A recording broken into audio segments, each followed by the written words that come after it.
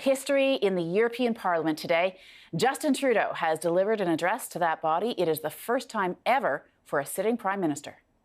The European Union is a truly remarkable achievement and an unprecedented model for peaceful cooperation. Canada knows that an effective European voice on the global stage isn't just preferable, it's essential. Trudeau spoke about the commonalities shared between Canada and the EU, including global security, democracy, and tolerance.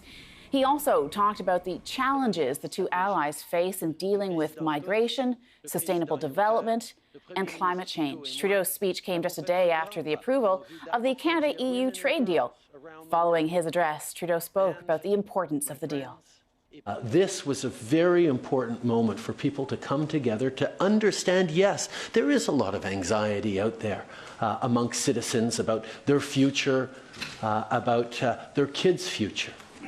But this deal is an opportunity to show that not only have we heard those anxieties, but we are going to work together to allay them, to demonstrate that we can, thoughtfully and responsibly, build for a better future that includes opportunities for everyone.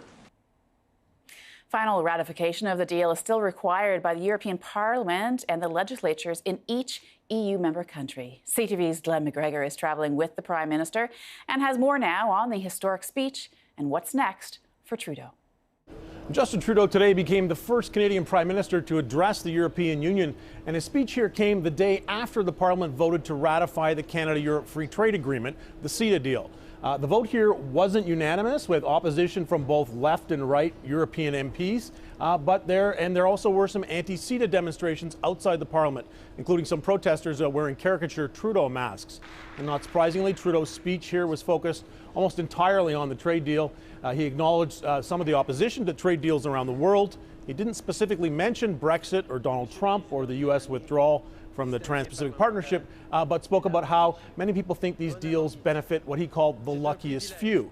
And Trudeau said the CETA agreement, though, is a good model of what he considers to be an inclusive trade deal that creates jobs and helps the middle class. He said it ensures protection of labor rights and the environment. And he said if CETA works, it could become the blueprint for all ambitious future trade deals, how he described it.